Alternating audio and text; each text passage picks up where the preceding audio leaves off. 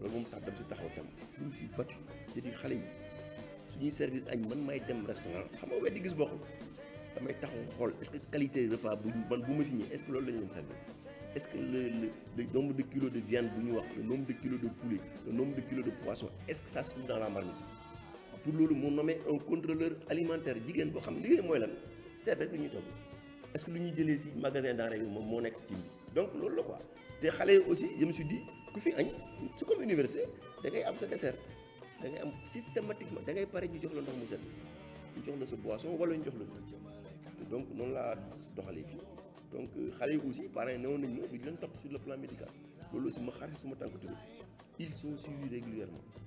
médecin bi da leen di xool kiné yi dañu leen di xool et donc c'est pour dire que budget bi buñ fi doon lu ñu fi doon joxe moo fi nekk ba léegi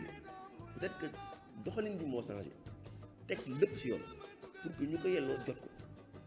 waaw loolu moo fi am centre bi nekk centre de référence xam nga nag suñu la nee yow référence da nga nar a nekk koo xam ne ku xarañ nga te donc bu mu ñëwee je me suis dit donc ma xool le mode de recrutement ba gis nga ne xale yi dañuy ñëw rek par complaisance bi mën na leen loolu am moo les spécialistes mën na leen da ngeen di toog da ngeen may wax qu'est-ce qu'il faut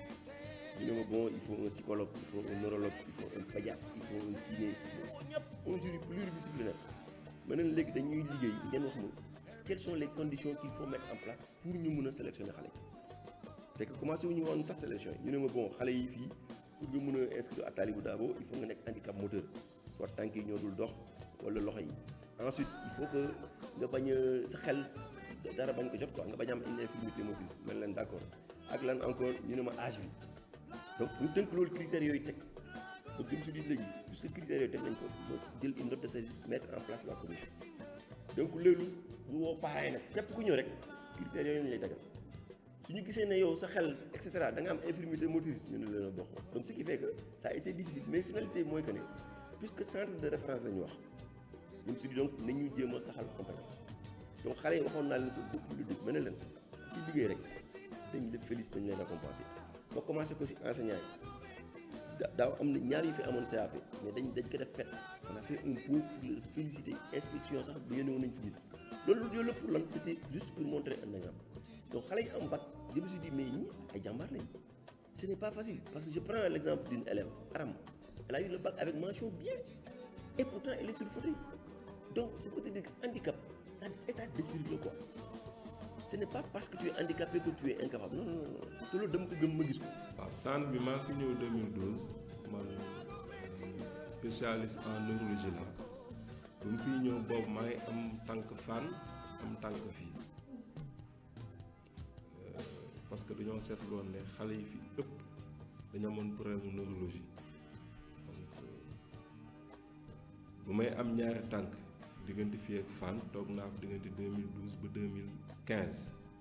2015 nag ci lañ ma déployé fii exclusivement autour de la fonction publique pour ñu jàpp ci liggéey bi wàllum fajum xale yi nekk Talibou Dabo donc mbirum faj bi boo seetloo élèves yi fi nekk maanaam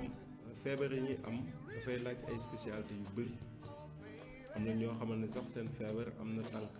hôpital am tànk ci yeneen spécialiste donc ñun suñu liggéey moom mooy dañuy coordonner activité médicale boobu donc xale bu ci nekk da nga am fii dossier médical léegi ci wàllum paj bi kinésithérapie da ci am wàll appareillage orthopédique am ci wàll lu mel ni service kinésithérapie am na ñaari fan ci semaine bi yoo xamante ne bu ñu jël benn patient bu jóge ci biti daanaka pour xale yi fi nekk lay doon xale yi at bu nekk dañuy am visite annuelle am ay contrôle waaye bu ñu amee it feebar muy affection intercurrente daanaka dañuy am priorité ci kaw externe yi bu ko defee dañuy ñëw service médical ànd ak seen accompagnant ñëw consulter léegi dafa am ay période yoo xamante ne dañuy organiser ay consultation pour xale yëpp bu laajee yeneen spécialité tamit lu ci toll lu ci jëm ci pédiatrie lu ci jëm sax ci gynéco parce que buñ fàtte ne xale ba mu laago xale la te am na fu muy toll day tollu diggam day màgg lépp lu mu laaj bu laajee ophtalmo it ñu yóbbu ko ci ophtalmo bu laajee kër ñu yóbbu ci cardiologie donc chaque année daanaka dañuy def visite annuelle jéem a mettre à jour pratiquement seen bulletin médical seen cahier médical jéem a xool lépp lu mu laaj ñu jéem si teg suñu képp lay kattan pour que prise en charge mbirum faj bi gën a mën a baax ci xale yi. polio moom ci kàttanu yàlla ak vaccination bi nga xam ne ñu ngi ko initié ci ay at yu yàgg ak ministère santé ak campagne de vaccination de masse bi daanaka polio depuis 2004 éradiqué nañ ko waxuma la sax Sénégal mais ci sous région bi yëpp parce que campagne doon def campagne yooyu day jël en considération dëkk yi fi nekk yëpp am nañ ci at ci tegu ay quelques cas sporadiques mooy ñu jéggi dégg quelques cas mais bu ñu defee vaccination de masse yëpp yi dañ koy daan donc polio daanaka fu mu ne nii amatul bu njëkkoon bu ñuy sanc centre en 1981 ci période yooyu polio doon def ay ravage daanaka sonaloon na askan bi sonal xale yi ba pare lu ci gënoon a gaaw mooy da leen doon andil gàllankoor seen njàngam école looloo tax professeur Pouye Debby Sy yàlla na suuf sedd kawam sañcoon centre bi pour faj bi ak pour tàggat leen donc lu mu ko waxoon sànq polio fu mu ne amatul feebar yi fu mu ne nii daanaka nekkatul benn feebar yu bëri la bi ci ëpp fu mu ne nii neurologie di ci am wàll bu bëri mooy paralysie cérébrale waaw boo xoolee paralysie cérébrale mooy bépp laago boo xamante ne ñu ngi jóge ci yàqu-yàqu wala sonn bu yuur gi mën a am ci xale bi sonn boobu wala yàqu-yàqu boobu mun na am laata ak moo judd donc mu nekk ci biiru ndeyam mun na am tamit sonn ci yuur gi wala yàqu-yàqu ci yuur gi ci bu muy judd loolu la ñuy wax lépp li nga xam ne mooy lésions yi nga xam ne c'est périnatal mun na doon tamit loo xamante ne daf koy dab mooy mu am feebar boo xamante ne jàpp na yuur gi mu wàññi ko de telle sorte que mu am laago boole ci tamit ay yeneen xeetu manifestation surtout lu jëmee ci mbirum njàngam ak yooyu donc bu ñu seetloo tey jii nii xale yi ñuy recevoir fii muy consultation externe ak ñu nekk fii ci centre bi li ci ëpp seen problème neurologique la te mi ngi sokkee ko ci bopp am na nag yeneen xeetu feebar yoo xamante ne xeetu feebar toujours neurologie la mais amul dara lu muy laal ci gàllankooru xelum xale bi yoo xamante ne pratiquement mi ngi laal système nerveux périphérique mooy neer yi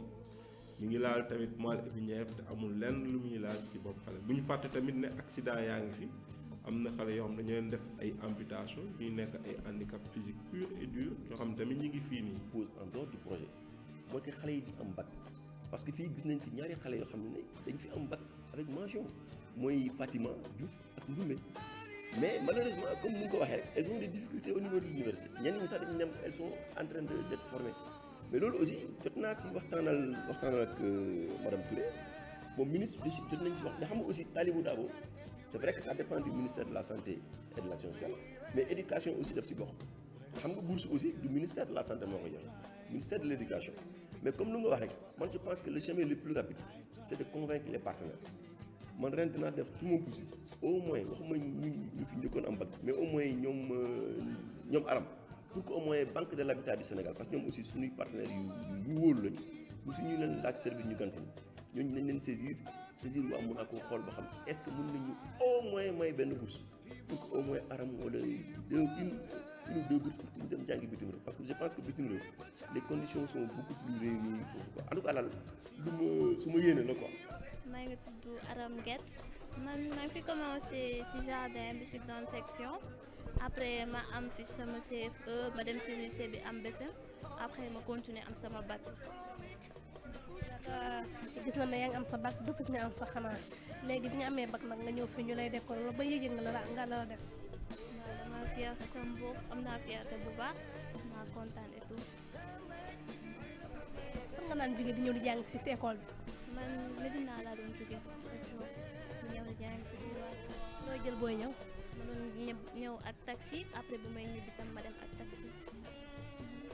loolu daan na métti de. waaw mais dañ doon def avec rek ñu xam ni que affaire bi moo ko laaj.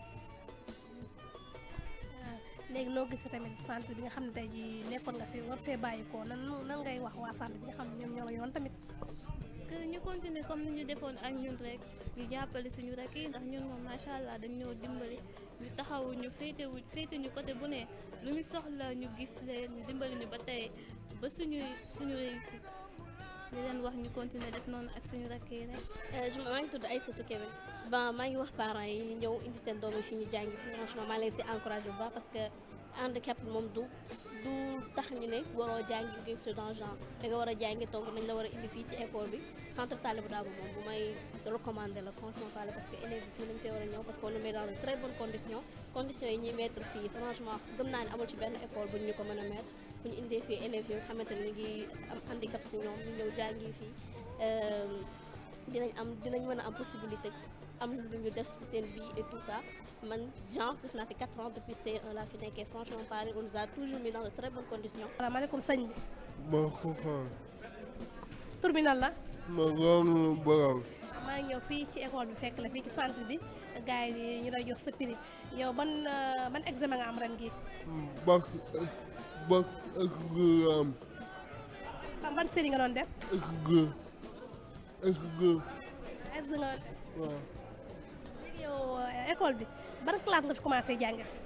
ma xëy laa commencé fi ba dem naa.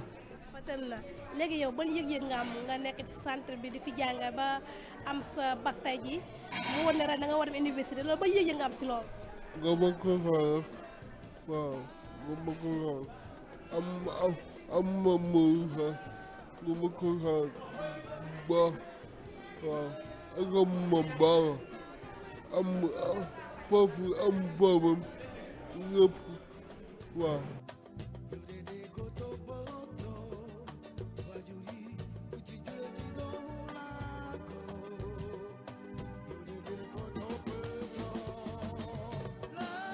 am fi ñëwee ba léegi mënoon naa nekk directeur yoo xam ne tout le temps dañuy dem mission musuma fi jóge mission musuma dem te pourtant amoon naa possibilité